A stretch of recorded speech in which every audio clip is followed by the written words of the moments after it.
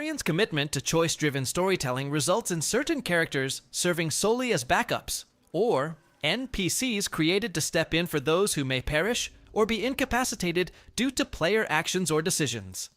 These fail-safe characters often remain unnoticed since they only come into play when main story characters are unavailable. Yet, for those who intentionally play against the norm, straying from the conventional path as I enjoy doing, discovering these rare NPCs can be an unexpected delight. One such unique NPC is Quil Grootsland, the Silver Dragonborn singer and composer. This character can only be encountered by players choosing the Dark Urge. One night, she approaches the player's camp looking for shelter, in case that Alfira has already met her end, or if you've chosen to knock her out at the Emerald Grove to save her for your Dark Urge playthrough. It goes without saying that Quil, the Dragonborn minstrel, will face a similarly tragic and cruel fate.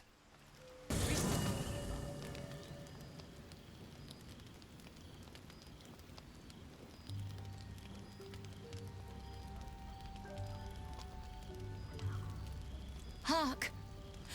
Hark! A camp, and Hogma willing. Some friendly faces. Well met. Goblins roughed me up and stole my hose when they heard me singing hatchling love.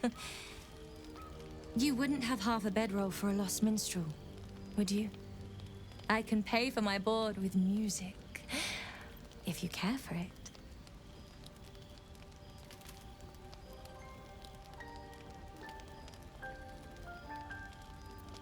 Quil Grootsland, soon to be published in the songbook Affairs in Ancient Abir, Songs of Draconic Love.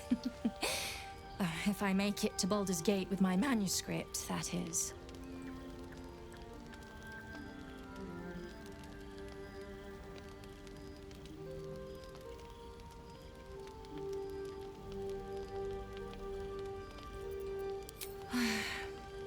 I know. It's not the first time I've been robbed. I am only glad I didn't get hurt.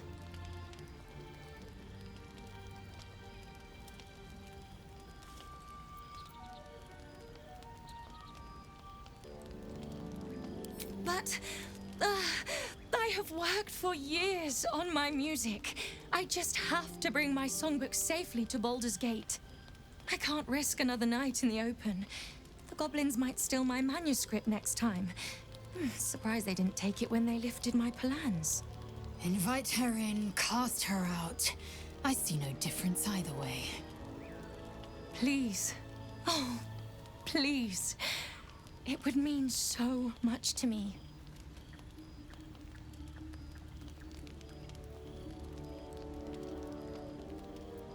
Ah, you're a fearsome one. Fine by me. I'll get some shut-eye. Although, I do sometimes whistle when I snore.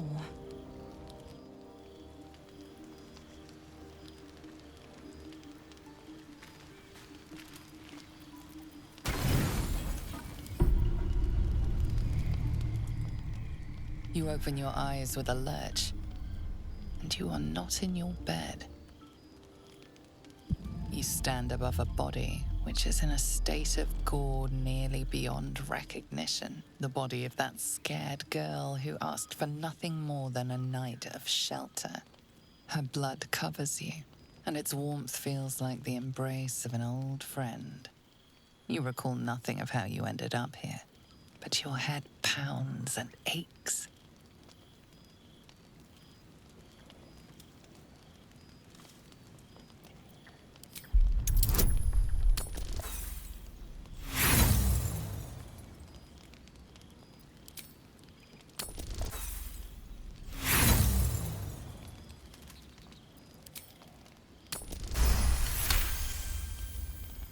A single moment comes to you, the flash of abject terror in her eyes, blood spilling from her lips.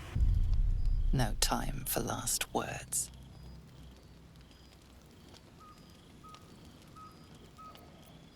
No matter how it appears, the body is there, and her blood is on your hands. The question flows through your mind. Who are you, really? that you could be guilty of such bitter business.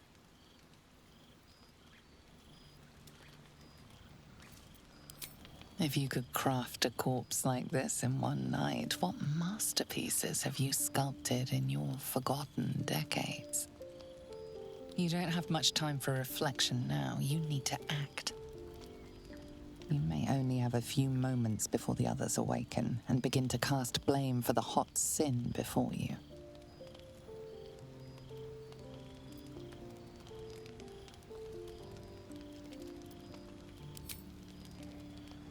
Your misdeed is bright and clear as the dawning day.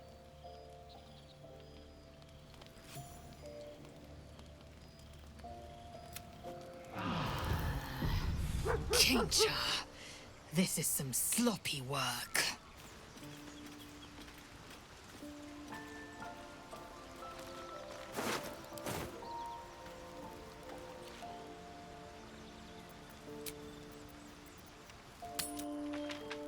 Asharak is a person who genuinely cares for the tiefling children, serving as their weapons trainer at the Druid Grove.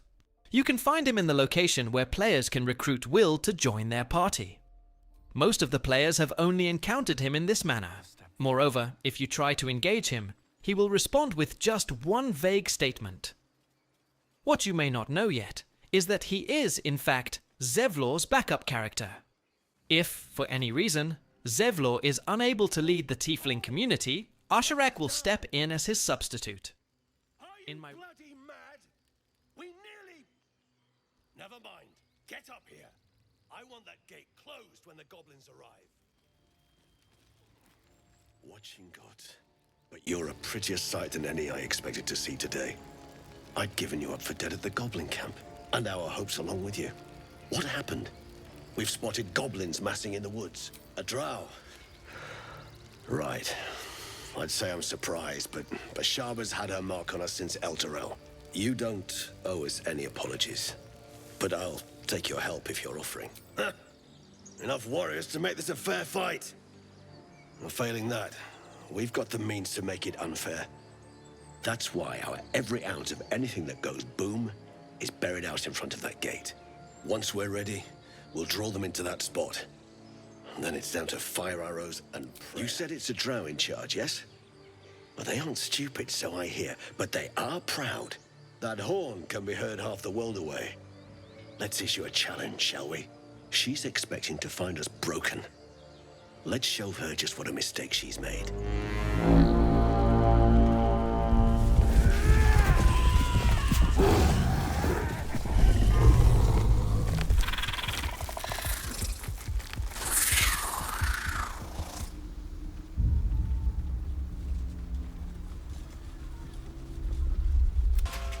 If I don't see you after the battle, tell the children I took out the drow.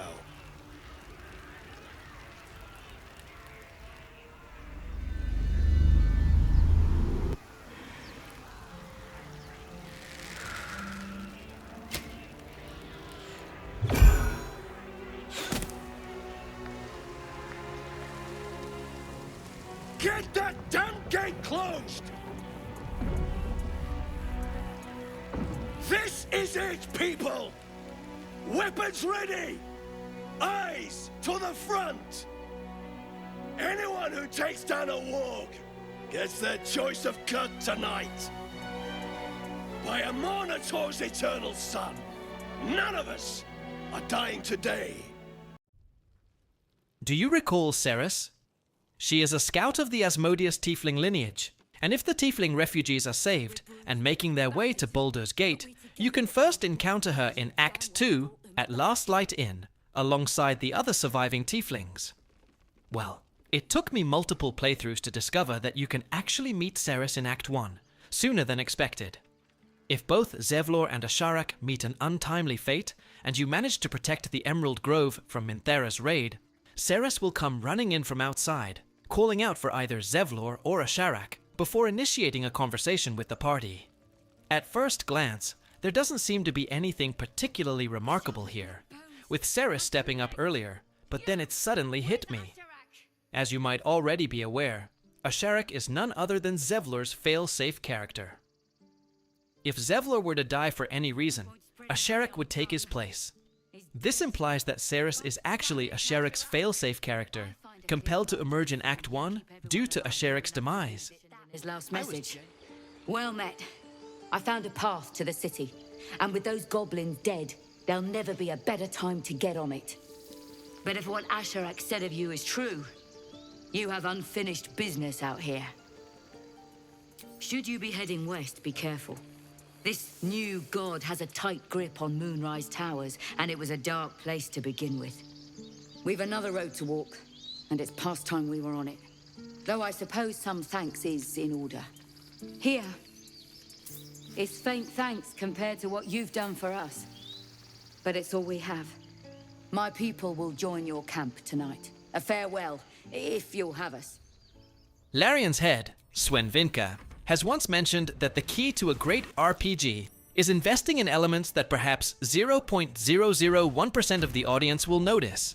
And the more I engage with the game, the more I grasp the meaning behind his statement.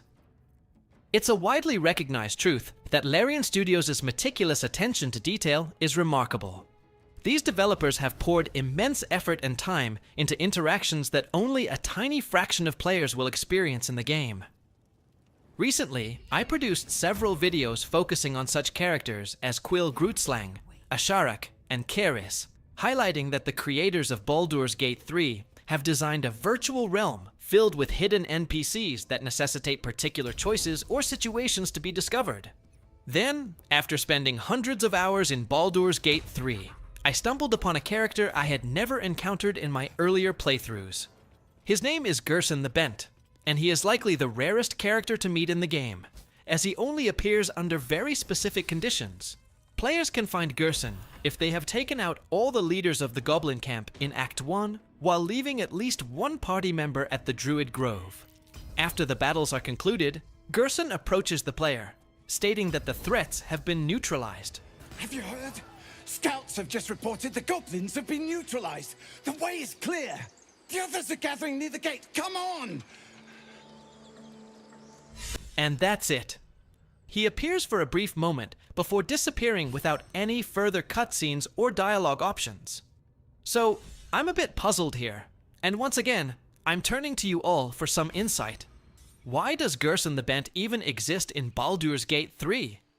Is it just for that one statement and cinematic? If that's the case, I'd say Larian has gone to absurd lengths to ensure that the murder sprees in Baldur's Gate 3 don't disrupt the RPG, featuring fully voiced NPCs that almost no one will encounter. And why would I opt to fight the goblin leaders while leaving one party member behind at the Grove? Or will Bent make a reappearance later? And am I the only one who hasn't been able to find him? After uploading multiple videos about various hard-to-find characters, I recently discovered another NPC who is likely one of the rarest to find in Baldur's Gate 3. Her name is Chell, a tiefling refugee looking for refuge at the Emerald Grove in Act 1. However, you won't spot her anywhere in the Emerald Grove, as she only makes an appearance during the tiefling camp celebration, which occurs after a long rest following the successful defeat of the goblins that threaten the Emerald Grove. Interestingly, she will only show up as Alfira's backup character. This means that if Alfira is already dead, Chell will appear, but only in playthroughs where the Dark Urge is not the main character, and Alfira has been killed in the Grove, not at the camp. In this scenario, Chell takes Alfira's place during the party. Very well. You won't have to worry about us anymore. I'll fight anything we meet on the road. Anything. Watch out, Baldur's Gate. Chell's coming for you.